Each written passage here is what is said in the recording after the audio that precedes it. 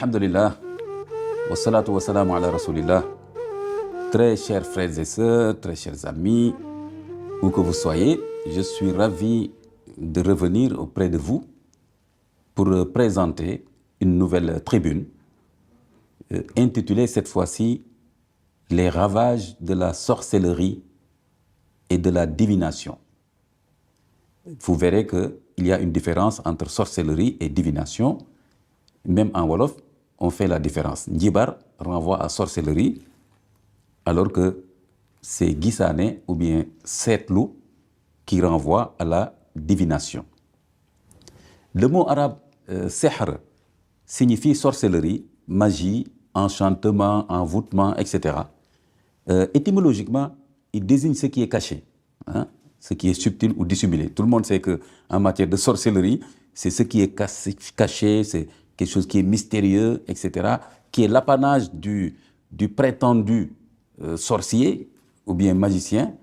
C'est cela qui est au cœur de la pratique magique. Donc ce n'est pas une connaissance qui est accessible à tout le monde. Donc c'est pourquoi cela renvoie étymologiquement à ce qui est subtil, ce qui est dissimulé. Alors, la sorcellerie opère de façon invisible ou mystérieuse. Vous voyez, bien sûr, hein, c'est une caractéristique, n'est-ce pas, qui est au cœur de la pratique magique et de la sorcellerie, et aussi de la divination. Le terme implique aussi l'idée de manipulation des perceptions de la réalité par des moyens occultes. Nous reviendrons, quand je vais vous présenter une analyse coranique de la sorcellerie et de la divination, nous reviendrons avec des commentaires beaucoup plus précis, justement, sur cette question de la manipulation, non pas de la réalité, mais des perceptions de la réalité par des moyens occultes. Il faut faire la différence. Attention, il y a une nuance. Le magicien, le sorcier, celui qui pratique la sorcellerie, ou bien celle qui pratique la sorcellerie, celui ou celle qui pratique la divination, chers amis, eh bien, il ne peut pas changer la réalité. Il est incapable de le faire parce que cette réalité-là, c'est une création de Dieu. Il agit par manipulation. Ce sont les perceptions, n'est-ce pas, qu'il change le regard, nos sens. Il agit de sorte que nos sens perçoivent la réalité de la façon qu'il le veut. Je veux dire par qu'il le veut, l'individu qui pratique la sorcellerie ou bien la divination. Donc il n'a pas un pouvoir en réalité souverain, il n'a pas un pouvoir absolu. Il a un pouvoir, n'est-ce pas, entre guillemets d'ailleurs, il a un pouvoir relatif. Il a quand même un pouvoir parce qu'il est capable, par son partenariat avec les djinns, on va y revenir, de manipuler effectivement notre perception de la réalité. Mais il ne crée rien, il ne détruit rien, il ne peut rien créer, il ne peut rien détruire, il ne fait que manipuler. On va y revenir. Alors ça c'est pour ce qui est de la sorcellerie, qui est la pratique la plus dangereuse. On verra aussi le statut juridique de la sorcellerie, c'est-à-dire le jugement de la charia sur la foi en la sorcellerie et la pratique de la sorcellerie, c'est-à-dire du sihr.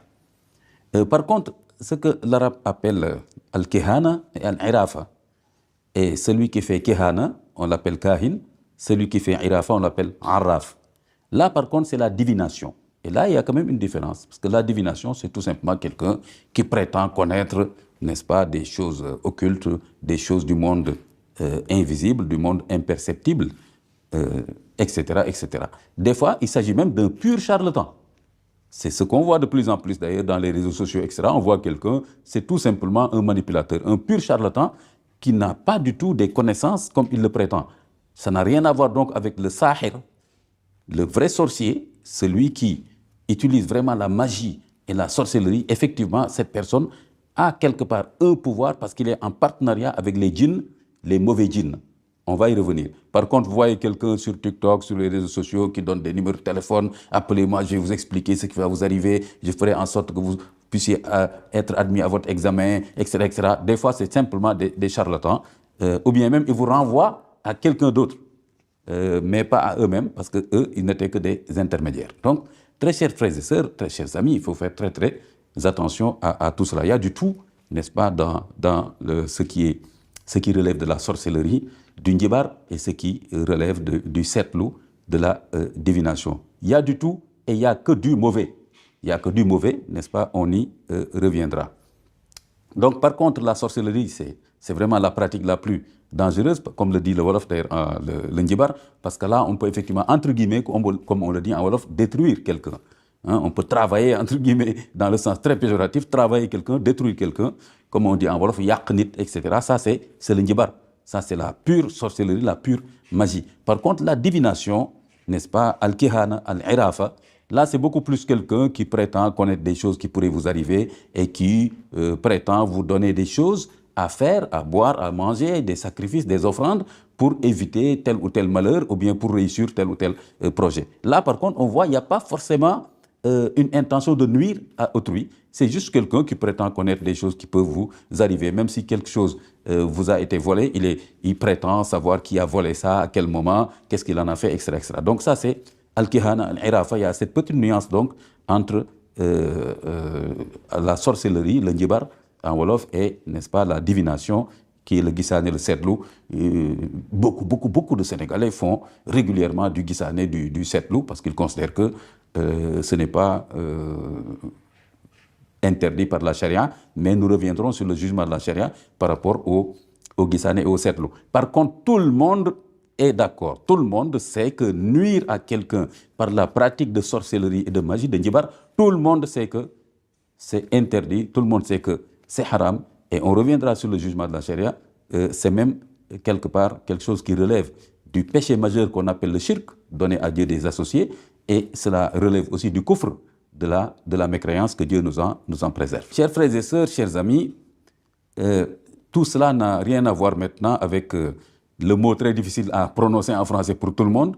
J'espère que je vais y arriver. Prestidigitation. Ça, c'est juste des trucages, des astuces, n'est-ce pas, qu'on peut apprendre. Et ensuite, ce qu'on voit dans les cirques, etc., que les gens font des astuces, etc., ça n'a rien à voir avec la magie pure, ça n'a rien à voir avec la divination, ça n'a rien à voir avec la sorcellerie. Alors, pour ce qui est de la divination, la voyance, n'est-ce pas, c'est cette personne qui prétend connaître des choses cachées en lisant dans un verre d'eau ou bien en regardant les étoiles, hein, en vous demandant votre nom, le nom de votre père, de votre maman, etc. Mais c'est la même chose pour ceux qui lisent dans les koris, ce qu'on appelle les pétaws en Wolof, n'est-ce pas, ça s'applique aussi à l'horoscope, n'est-ce pas, où on vous demande votre date de naissance, ensuite on prétend vous dire que vous aurez telle ou telle chose ce jour-là, vous allez rencontrer tel ou tel. Tout cela relève en fait des pratiques de voyance, donc de Kihana et de Irafa. Comme la chiromancie aussi, etc. Les gens qui lisent, n'est-ce pas, les traits de nos mains, si vous les laissez les lire. Moi, je ne laisse personne lire les traits de mes mains, etc., etc. Donc, tout cela relève de la voyance. On voit donc qu'il y a des nuances entre la sorcellerie, la magie et la voyance. Alors, par contre, il y a un trait commun, mes chers amis et frères, chers sœurs et frères, chers amis de partout. Alors, il y a quand même quelque chose de commun entre, on peut dire, le sihr et le al-kihana et al-irafa, la sorcellerie et la divination, c'est cette prétention à connaître le monde imperceptible, que le Coran appelle ghaib, le monde imperceptible. Attention à la traduction, ce n'est pas le monde invisible, c'est un monde imperceptible. Parce que le monde invisible, c'est le monde qu'on ne peut pas voir avec les yeux. Mais on peut le toucher ou bien entendre, etc. Donc, c'est très mal traduit. Des fois, dans des traductions du Coran, on traduit ghaib par invisible. Non, non, non. C'est le monde imperceptible. Ghaib, imperceptible de par notre raison et de par nos sens. C'est-à-dire qu'il n'y a pas une rationalité, il n'y a pas un laboratoire, il n'y a pas des calculs, un raisonnement qui nous permet d'accéder, n'est-ce pas, à la réalité du monde qu'on appelle le ghaib. C'est un monde imperceptible, mais un monde réel, qui est opposé dans le Coran au monde attesté. D'ailleurs, Alamul Ghaib est opposé à Alamul Shahada. Alamul Shahada, c'est ce dont notre raison, ce dont nos sens peuvent attester. C'est pourquoi on l'appelle Alamul Shahada. Par contre, Alamul Ghaib, c'est justement ce qui échappe à notre raison, qui échappe à nos sens. Et alors, ce qu'il y a de commun entre la sorcellerie et la divination, c'est qu'il y a des individus qui, en fait, sont en partenariat avec des djinns, nous y reviendrons, et qui prétendent, n'est-ce pas, connaître, pénétrer donc le monde imperceptible. C'est cela un peu le trait commun entre les deux. Mais comme je l'ai dit, la grande différence, c'est que pour la sorcellerie, il y a cette intention de nuire, entre guillemets, de détruire quelqu'un, ou bien sa famille, ou bien son activité professionnelle, ou bien ses biens, ou bien sa santé, etc. Que Dieu nous en préserve. C'est gravissime, gravissime, gravissime. Par contre, la divination, comme j'ai dit, on peut dire que c'est un peu soft, quoi. Mais c'est toujours mauvais. C'est-à-dire qu'au moins, c'est quelqu'un qui prétend juste vous dire que voilà des choses qui vont vous arriver demain. Voilà, on a volé votre sac ou bien votre ordinateur. C'est la personne qui l'a volé est de teint clair. Il l'a volé à telle heure. Actuellement, il est en train de partir dans telle direction, etc. Donc, ça, c'est la divination. Et il n'y a pas forcément derrière une intention de nuire. Mais quand même, la frontière est très fragile. Hein, parce que la personne qui fait la divination, même si au départ, son intention, ce n'est pas de nuire, mais puisqu'il cherche de la clientèle, puisqu'il cherche un client, il veut créer une addiction, une dépendance entre lui et la personne et son client. Il veut faire de la personne qui est venue le voir la première fois son client. Donc, il va essayer de lui faire peur et de lui dire que je sais que c'est telle personne qui a volé tel ou tel de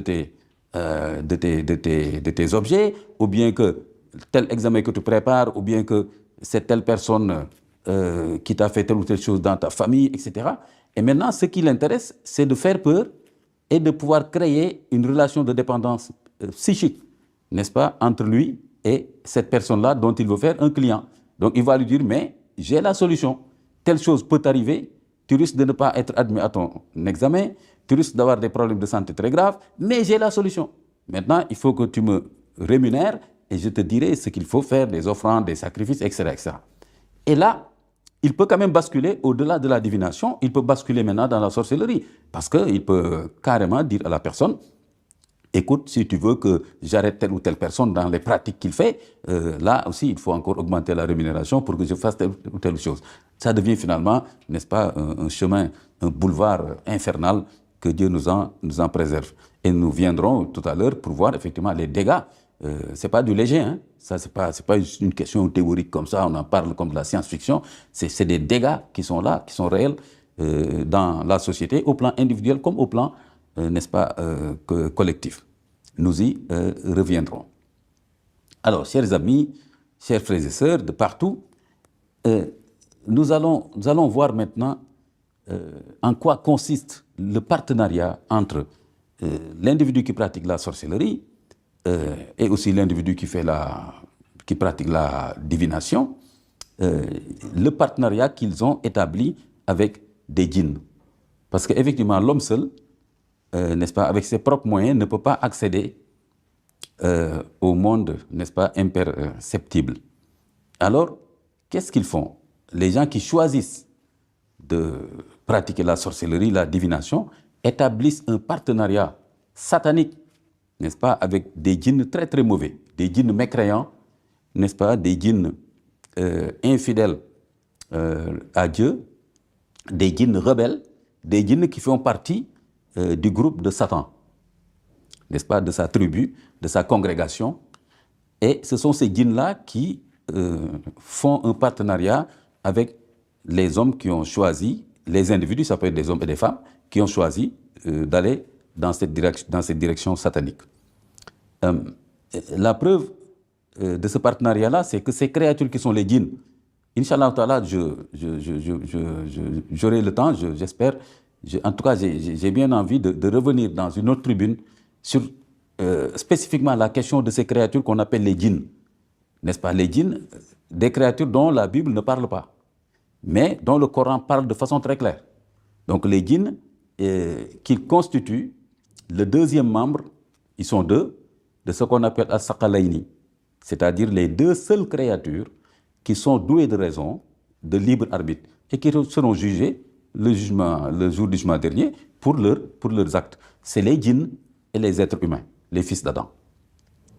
Donc ces djinns-là, effectivement, ils font un partenariat avec des individus, des êtres humains, et, n'est-ce pas, le prophète alayhi salatu wassalam, une fois qu'il lisait le Coran, a été écouté et suivi par un groupe de djinns sans qu'ils soient au courant. Parce que justement, n'est-ce pas, ils sont dans un autre champ de réalité. Allah subhanahu wa ta'ala nous dit dans le Coran que les djinns sont dans un niveau de réalité duquel ils vous voient, vous les êtres humains, alors que vous ne pouvez pas les voir. Vous voyez, pourtant c'est deux niveaux de réalité. Donc le Coran ne dit pas qu'ils n'existent pas, il dit qu'ils existent dans une autre réalité et ils peuvent vous voir et vous ne pouvez pas les voir. Donc il y a quelque chose qui sépare le monde des êtres humains du monde des djinns, même si les djinns et les êtres humains sont quand même sur la même planète Terre. Hein. C'est pourquoi j'ai dit qu'il faudrait que je consacre un sujet spécifique, n'est-ce pas, à ces créatures que sont les djinns. Mais si le Coran en parle, c'est pas pour rien. Le Coran ne va pas parler quand même de quelque chose qui n'existe pas. Et d'ailleurs, il y a toute une sourate qui est consacrée aux djinns, souratul djinn, la sourate 72. Alors, d'ailleurs, dans cette sourate-là, il y a quelques caractéristiques de ces djinns. Je passe par ce détour sur les djinns parce que ce sont ces djinns-là avec lesquels ceux qui pratiquent la sorcellerie et la divination établissent un partenariat satanique. A'udhu billahi minash shaitanir rajim. قل أوحي إلي أنه استمع نفر من الجن فقالوا إنا سمعنا قرآنا عجبا يهدي إلى الرشد فآمنا به ولن نشرك بربنا أحدا وأنا منا الصالحون ومنا دون ذلك كنا طرائق قددا. Je prends ces versets de la sourate 72, donc la sourate Djinn, les versets 11, verset 2 d'abord, où Allah subhanahu wa ta'ala rapporte au prophète, donc il ne le savait pas, il ne pouvait pas le savoir. Hein? Les Arabes croyaient aux djinns, mais personne n'a jamais rencontré les djinns. D'ailleurs, méfiez-vous même des gens, je vous le dis, hein, mes très chers frères et sœurs, mes chers amis, méfiez-vous des gens qui vous disent qu'ils vivent avec les djinns, qu'ils les voient. En fait, personne ne sait quelle est la nature véritable du djinn. Donc on en reparlera, parce que ce sont des êtres qui ont été créés de feu. Mais de quel feu? Quelle est la nature de ce feu-là? Et ils prennent des formes différentes. Donc, si quelqu'un dit « j'ai vu un djinn », posez-lui la question « qu'est-ce qu'il a vu ?» Eh bien, il vous dira « j'ai vu un serpent ou bien un homme bizarre, etc. » Ben, ça, ce n'est pas la nature véritable du djinn. Et peut-être c'est lui qui invente cela. Donc, vous voyez, ce qu'on appelle en Wolof Jafarou, des gens qui ont dit « j'ai vu des djinns, je suis devenu fou », etc., etc. En fait, c'est juste une perception qu'ils ont, tout simplement parce qu'ils vivent dans une ambiance où on parle beaucoup de djinns et tout. Ils voient quelque chose en pleine nuit, ils disent c'est un djinn. Mais qui a dit que c'est un djinn? C'est lui qui le dit. Peut-être tout simplement il a vu une branche d'arbre qui lui a fait peur, ou bien un vent, etc. Il dit c'est un djinn. Quelle est la preuve que c'est un djinn? C'est parce qu'il vit, on y reviendra, dans une ambiance, dans une société qui parle beaucoup de djinn, et donc il ramène cela au djinn. Alors, des djinns ont entendu le prophète réciter le Coran.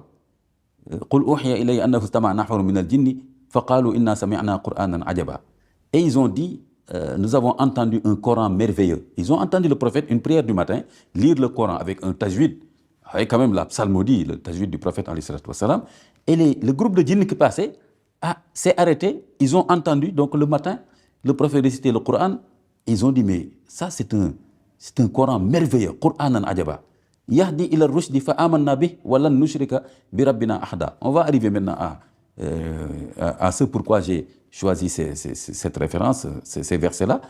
Les djinns donnent une caractéristique extrêmement intéressante, importante du Coran. Ils disent Yahdi ila rushdi. Nous avons entendu un Coran qui guide vers le droit chemin. Donc même les djinns attestent du fait que le Coran, n'est-ce pas, guide vers le droit chemin. Ils ont dit fa amanna bih.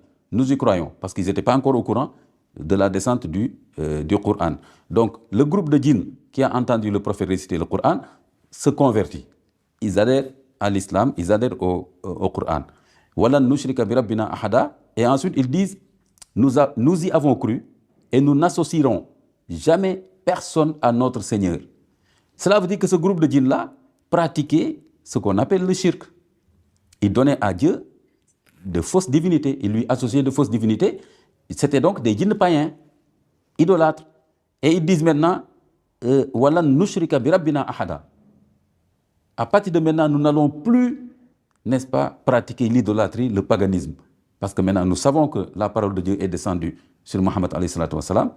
Et nous savons que cette parole de Dieu nous guide dans le droit chemin. Et nous savons que cette parole de Dieu nous interdit les pratiques idolâtres, les pratiques païennes. Donc, ce sont des djinns qui sont convertis. Et maintenant, là, ça va encore beaucoup nous intéresser, le verset 11. Wa anna minna salihuna wa minna duna dhalika kunna tara'iqa qidada. Ce groupe de djinns, il nous donne des caractéristiques très importantes sur les djinns. C'est ça qui est important. Ce que le Coran nous dit des djinns, c'est ça qu'il faut retenir. Donc, méfiez-vous justement des charlatans, des sorciers, tous ces gens-là, qui vous disent, oui, tu sais, les djinns tel, les djinns tel, qui vous dit que c'est vrai. Par contre, ce que Dieu dit des djinns, lui qui a créé les djinns, ça ne peut être que vrai. Et ce qu'on trouve dans le Coran. Les djinns eux-mêmes se donnent cette caractéristique, cette caractérisation. Wa anna minna salihun wa minna duna dhalik. Kunna tara'iqa qidada. Les djinns, ce groupe de djinns, ils nous donnent des informations sur leur société. Il dit, parmi nous, minna salihun, il y a des gens vertueux, des djinns bons, vertueux, salihun, n'est-ce pas, vertueux, bons, voilà, donc qui croient en Dieu, en son unicité, qui ne lui donnent aucun associé, qui vivent le tawhid et qui obéissent au commandement de Dieu, qui sont vertueux, qui sont toujours en train de faire de bonnes œuvres. Wa minna duna zalik, et à côté, il y a d'autres parmi nous qui sont dans autre chose. Au contraire, donc, qui ne sont pas des salihun, qui ne sont pas des gens vertueux, qui ne sont pas des croyants. Donc voilà, c'est des idolâtres, c'est des gens qui penchent pour le mal, qui font de très mauvaises choses, etc. Justement, c'est cette catégorie-là que ces djinns nous ont désignés, c'est cette catégorie-là avec laquelle les individus qui pratiquent la divination et qui pratiquent la sorcellerie, c'est avec cette catégorie, Duna Zalika, qu'ils font un partenariat. Donc ça, ce n'est pas une vue de l'esprit, c'est le Coran lui-même qui nous le dit. Et je reviendrai encore quand je vais vous proposer une analyse coranique de la sorcellerie, vous verrez encore des informations plus précises sur ce à quoi renvoie vraiment la sorcellerie. Et c'est cette information qu'il faut retenir. Tout le reste, il faut s'en méfier. Au verset 128 de la sourate 6, où encore ce partenariat entre des hommes, certains hommes et certains djinns, n'est-ce pas, qui ont choisi la désobéissance, qui ont choisi le shirk, la transgression, l'idolâtrie, mettent en place un partenariat. Le Coran nous le rapporte. Donc, vous voyez, ce n'est pas une vue de l'esprit, etc. Et on voit bien par là que ces hommes-là, hommes et femmes, un grand H, hommes et femmes, et ces djinns-là aussi, qui sont aussi des êtres sexués, des djinns hommes, des djinns femmes, etc. Et c'est en connaissance de cause que ces djinns et ces humains ont établi un partenariat satanique. Voilà le verset c'est un seulement des versets qui le prouvent, le verset 128 de la sourate 6. وَيَوْمَ يَحْشُرُهُمْ جَمِيعًا يَا مَعْشَرَ الْجِنِّ قَدِ اسْتَكْثَرْتُمْ مِنَ الْإِنسِ وَقَالَ أَوْلِيَاؤُهُمْ مِنَ الْإِنسِ رَبَّنَا اسْتَمْتَعَ بَعْضُنَا بِبَعْضٍ وَبَلَغْنَا أَجَلَنَا الَّذِي أَجَّلْتَ لَنَا قال النار مسواكم خالدين فيها إلا ما شاء الله إن ربك حكيم عليم. Dans ce verset 128 de la sourate 6, Allah subhanahu wa ta'ala nous dit que le jour où on va les rassembler, donc c'est le jour du jugement dernier, alors Allah dira Ya ma'ashar al-jinn, vous la communauté des djinns, vous avez abusé des hommes, des fils d'Adam, quand vous étiez ensemble dans la vie, n'est-ce pas, dans Hayatul Dunya, la vie ici-bas. Waqala awliya'um. Donc c'est Allah subhanahu wa ta'ala qui les dénonce comme ça. Vous avez abusé de ces humains-là. Leurs alliés parmi les humains, donc c'est eux-mêmes qui vont avouer ce qu'ils faisaient. Waqala awliya'uhum min al-insi rabbana istamta'a ba'duna bi ba'din. Ça c'est extrêmement important. Leurs alliés parmi les humains, donc les alliés de ces djinns mauvais, vont dire Seigneur, en vérité, chacun de nous a tiré profit de l'autre. Rabbana istamta'a ba'duna bi ba'din. N'est-ce pas? Voilà, c'est un aveu. Donc voilà le partenariat dont je parlais. Ensuite, pour le reste du verset, ce n'est pas l'objet, mais bon, Allah subhanahu wa ta'ala le dira maintenant. Ils vont dire eux-mêmes, nous sommes là pour être jugés. Et Allah subhanahu wa ta'ala dira, par rapport à la transgression, l'idolâtrie, le kufr et tout ce que vous avez fait, vous irez en enfer, n'est-ce pas? Et Dieu, Allah subhanahu wa ta'ala, il est sage et connaisseur, il savait ce que vous faisiez. Donc, vous voyez, ce partenariat, il a été établi et il est reconnu le jour du jugement dernier par les humains qui étaient des alliés, n'est-ce pas, mais une alliance satanique malheureusement des mauvais djinns. Donc des mauvais humains qui ont choisi de faire le partenariat avec des mauvais djinns. Voilà ce que je voulais dire de ce point de vue-là. Donc, pour revenir et dire que la sorcellerie, c'est simplement un procédé qui permet aux sorciers, hein, à la personne qui pratique la sorcellerie, n'est-ce pas, de donner une fausse perception de la réalité à son public. Mais il est incapable de la changer, comme je viens de le dire. Il manipule nos sens et notre raison. Et puisque nos sens renvoient donc des informations à notre raison, ce qui fait qu'il nous fait entendre ce qu'il veut que nous entendions. Il nous fait voir ce qu'il veut que nous voyions, hein, etc. Tous nos sens. Et par exemple, s'il veut que, si le toucher, le sens du toucher, par exemple, s'il veut que si vous touchez quelque chose, ça soit froid, il se débrouille pour que si vous touchez quelque chose même qui est chaud, que ça soit froid. Donc, il manipule les sens. Mais ce que vous avez touché et qui est chaud dans sa nature est toujours chaud. Mais il manipule votre perception jusqu'à ce que vous pensiez que c'est devenu froid. Je vais vous donner des exemples après dans cette analyse coranique de la sorcellerie. Et ensuite maintenant, puisqu'il a manipulé votre perception à partir des sens, votre raison aussi, votre esprit va intégrer cette manipulation-là. Ce qui fait que vous dites à quelqu'un, je vous donnerai un exemple, le vol des sexes.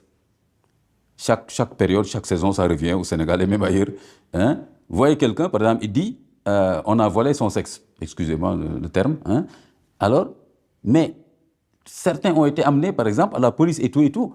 Et les gens sont rentrés avec eux dans une salle, etc., pour ne pas exposer leur intimité. Et on leur dit non, vous n'avez rien perdu. Mais ils continuent à pleurer, à crier en disant que non, ce n'est plus ici. Alors que les gens, tout le monde voit ça. Il y a eu cette expérience-là. Donc c'est parce que l'information a fonctionné à partir de ses sens. On lui a fait croire que cette affaire, son appareil génital a disparu. Donc même s'il est encore là, vous ne pouvez pas lui faire croire que c'est encore là. Donc, mais par contre, s'il revient à la maison, après, il dit c'est revenu. Vous voyez. Donc, vous voyez comment c'est une question de manipulation de la perception et non pas de la réalité. Celui qu'on dit qu'il vole un sexe, il ne peut pas voler un sexe. C'est faux. Il ne peut pas. Mais il peut manipuler la perception de la personne qui se dit on a volé, n'est-ce pas, mon truc. Vous voyez. Alors, et vous voyez, puisque nous vivons dans une ambiance de sorcellerie, on a frappé des gens, on a même tué des gens pour rien. On a lynché des gens en public tout simplement parce que quelqu'un a dit il vient de voler mon appareil génital. On l'a tapé, des bâtons, des pierres, on a tué des gens innocents. Alors que même si c'est des gens qui seraient classés sorciers, ils ne peuvent pas le faire en réalité. Ils auraient juste joué sur des perceptions, mais quand on a tué des gens, et des fois ce n'est même pas vrai. Et je vous donnerai l'exemple, c'est dans notre société, par exemple l'exemple du dëmm, l'anthropophagie, on vous dit telle personne a mangé telle autre personne, a mangé son cœur, etc., tel ou tel organe. On a tué beaucoup de gens, on a banni des gens de leur quartier, de leur village, pour des faussetés. Tam len dëmm, etc., pour des faussetés. Et alors que, justement, c'est l'un des dangers, justement, même dans le bon vivre ensemble, j'y reviendrai, au niveau même familial, quartier et tout, si on ne fait pas attention, si on ne renonce pas à la mentalité de la sorcellerie et de la divination et de ses pratiques, eh bien, ça va être extrêmement, extrêmement délétère, anxiogène et stressant. Donc cela, c'est important, il faut le garder à l'esprit. Alors, j'ai parlé donc du devin. Le devin, lui, c'est Al-Baghawi, un grand savant, l'a décrit de cette façon-là que je vais citer. Il dit le arraf, donc le devin, ce qu'on peut appeler ici en wolof le gisaanekat bi, qui seetal nit ñi, etc. Le arraf, il dit le arraf est celui qui prétend connaître les choses par le biais d'éléments qu'il utilise pour désigner l'endroit où se trouve un objet ou une bête qu'on a perdue, etc., etc. Vous voyez, c'est comme ça qu'il caractérise, qu'il définit le devin. Alors, venons-en maintenant, très chers frères et sœurs, chers amis, venons-en maintenant aux manifestations et aux dangers de la sorcellerie et de la divination. Alors, sorcellerie et divination sont des stratagèmes de Satan qu'il ne cesse de mettre en œuvre dans son projet tenace à savoir écarter les humains de la Sirat al-Mustaqim. Ça, c'est le projet que Shaitan a exprimé devant Allah subhanahu wa ta'ala. Donc, je l'ai écrit quelque part, l'une des différences dans le péché de Adam et le péché de Shaitan, tous les deux ont péché. Parce que même Adam aussi s'est approché de l'arbre, je ne dis même pas à manger, on lui avait même interdit, lui et son épouse, de s'approcher de l'arbre.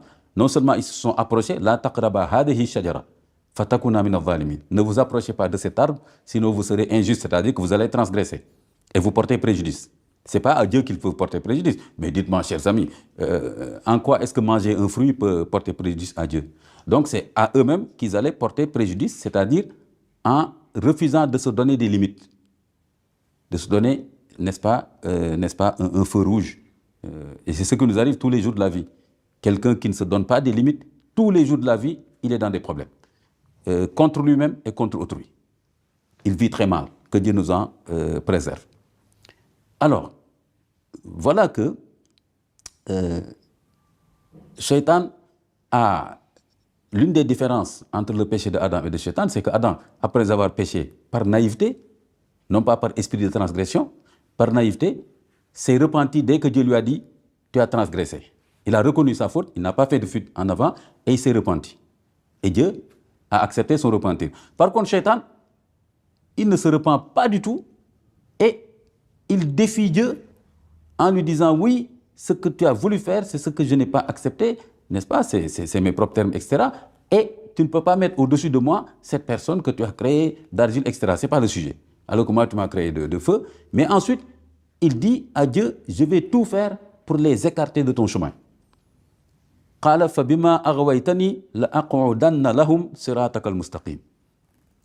le verset 6 de la sourate, cette sourate Araf.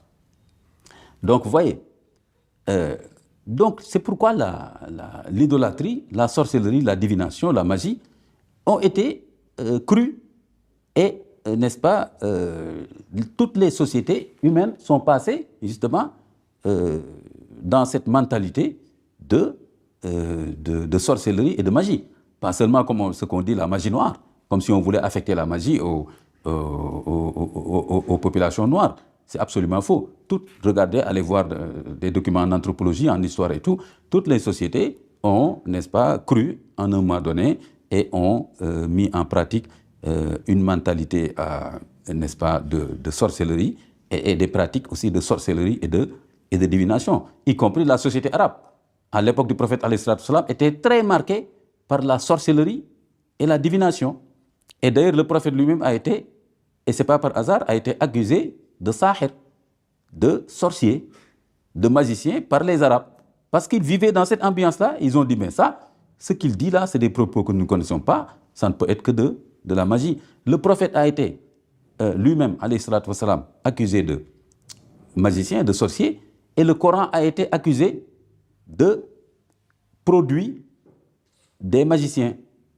فَلَمَّا جَاءَهُمْ بِالْبَيِّنَاتِ قَالُوا هَذَا سِحْرٌ مُبِينٌ. Vous voyez, donc, on voit aussi dans le Coran un écho à cette mentalité des Arabes, et particulièrement mécois, à l'époque du prophète alayhi salam, donc à l'époque de la descente du Coran. On voit la sourate Al-Jinn, pour bien montrer que c'était connu. Sourate Al-Falaq, Sourate Al-Nas, Ayatul Kursi, etc. Tout cela montre que effectivement cette mentalité était omniprésente. Et Shaitan, chers frères et sœurs, chers amis, Shaitan, eh bien, essaye sans cesse de perturber les prophètes pour les empêcher de transmettre le message. Et il le fait justement aussi à travers la sorcellerie et à travers la divination. Donc cela aussi, il faut le garder à l'esprit. C'est pourquoi une des victoires de la révolution coranique, le Coran n'a pas apporté une réforme, il a apporté une révolution, n'est-ce pas, une refondation, n'est-ce pas, de la société arabe qui était idolâtre, injuste et tout ce que vous voulez. Et une des victoires de la révolution coranique à l'époque du prophète alayhi salatu wassalam, c'est justement d'avoir permis à la première génération, qui était des Arabes, donc qui connaissaient bien cette mentalité de la sorcellerie et de la divination, mais quand ils ont adhéré au Coran, n'est-ce pas, ils se sont affranchis totalement de cette mentalité idolâtre. et de cette mentalité de sorcellerie et de divination et des pratiques y associées. Donc ça, c'est une révolution formidable, n'est-ce pas, d'abord mentale, au niveau des premières générations de musulmans, qui étaient des Arabes, qui connaissaient bien cette mentalité, mais qui sont affranchis et qui ont adhéré au tawhid pur, croire en Dieu seul, sans rien lui associer en termes de fausse divinité, ne plus avoir peur des praticiens de la sorcellerie et de la divination, alors que tout le monde avait peur de ces gens-là. Quand vous les croisez dans la rue, vous n'osez pas les regarder, etc. Alors, quand les premiers Arabes Qurayshites ont adhéré au Coran, ils ont tourné le dos à tout cela. Ils n'avaient plus peur de ces sorciers. Au contraire, je donnerai l'exemple d'Omar ibn Khattab, le deuxième calife. Il avait demandé qu'on lui cherche tous les pratiquants de sorcellerie et de divination. Tous les Njibarkat et Gisanekat de Médine. Ils ont fouillé, cherché, il y avait un seul qui avait avoué qu'il pratiquait cela. Omar lui a dit, tu choisis, je t'expulse ou bien tu abandonnes et tu restes à Médine. Il a abandonné, il est resté à Médine. Et en plus, c'était un seul. Allez fouiller Dakar, allez fouiller nos quartiers, allez fouiller nos campagnes. Je ne dis même pas d'ailleurs des Sénégalais, mais on sait maintenant que dans toute la sous-région, il y a pas mal de gens maintenant qui viennent s'installer à Dakar, chez nous, partout, parce que effectivement la mentalité de sorcellerie et de divination marque fortement, n'est-ce pas, notre société, mal asaf, comme le disent les Arabes, malheureusement. Alors, notre société est prise en otage par une mentalité et des pratiques de sorcellerie et de divination. Je donne des exemples. Des œufs cassés au croisement des rues. Qui d'entre vous ne voit pas tous les jours des œufs qui sont cassés au croisement des rues? Des œufs. Un œuf, c'est pour être, s'il est encore bon, c'est pour être, n'est-ce pas, cuit et consommé. Mais prendre un œuf cru et le fracasser dans le croisement des rues, et ce n'est pas par hasard que ce soit un œuf cru, ce n'est pas par hasard que ce soit au croisement des rues. Donc, quel est le projet derrière ça? Donc, c'est quoi? C'est la divination, c'est la sorcellerie. Malheureusement. Hein? Les faits rapportés dans la presse, chers amis. Tous les jours, regardez la presse, on vous racontera forcément un événement qui est lié à la sorcellerie et à la divination. Donc, notre société est fortement dépendante de cette mentalité de la sorcellerie et de la divination. Les pratiques familiales, mariage, relations entre les parents d'une même famille, divorce, tout ça, si vous commencez à en parler et que vous creusez, ça finit toujours par être expliqué en relation avec la mentalité de la sorcellerie et de la divination. Il n'a pas fait exprès, dañ ko liggéey, nangam ki moko bañ motax mu liggéey ko, etc. Alors, c'est tout le temps ramené à une explication, n'est-ce pas, de sorcellerie et de divination. C'est très dommageable. Le voisinage, même notre rapport avec les voisins, dès qu'il y a un petit problème, c'est la sorcellerie, c'est la divination. La façon dont il m'a regardé, etc.